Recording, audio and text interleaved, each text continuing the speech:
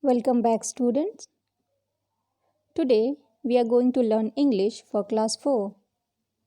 In this video, we will learn a poem called Vocation.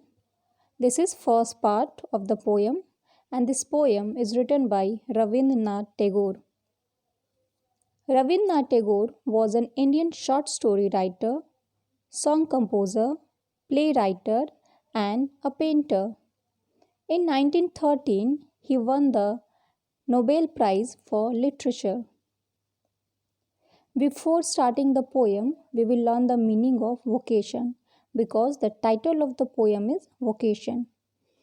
In simple words, we can understand the meaning of vocation is profession, any kind of profession, like a profession of doctor, nurse, teacher, like that. These are the first four lines of the first stanza. In this video, we will cover only the first stanza, and these are the first four lines of the first stanza.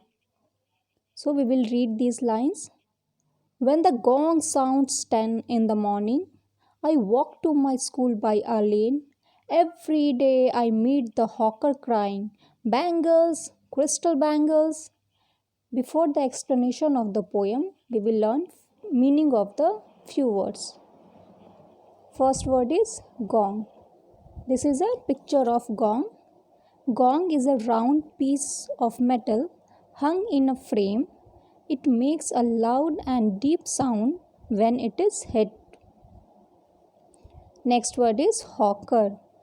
Hawker is a person who sells things by going from place to place, asking people to buy them. In the picture, the hawker is asking the lady to buy the bangles. Next word is crystal. Crystal is a kind of glass. It is a very high quality glass. Now again we will read the first four lines of the first stanza. When the gong sounds 10 in the morning and I walk to my school by a lane, every day I meet the hawker crying, bangles, crystal bangles.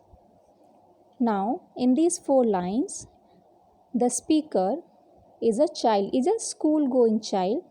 The child says that when the gong strikes and makes a sound to declare the first part of the day, it is 10 o'clock, and he says that this is also the time for him to go to school.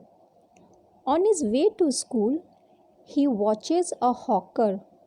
Hawker is a salesman who shouts bangles, crystal bangles to sell his bangles.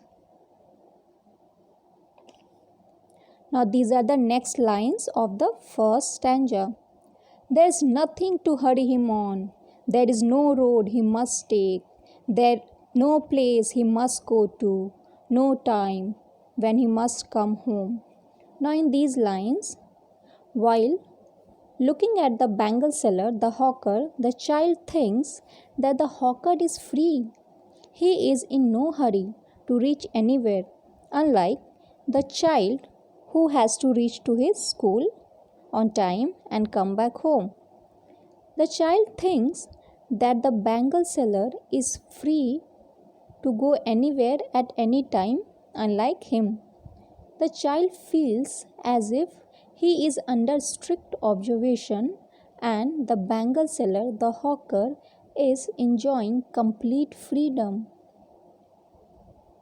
Now these are the last lines of the first stanza.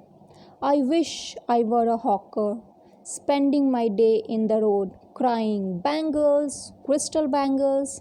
Now in the last line, after watching the bangle seller, the hawker, the child is very impressed by the freedom the hawker seller, the bangle seller enjoys.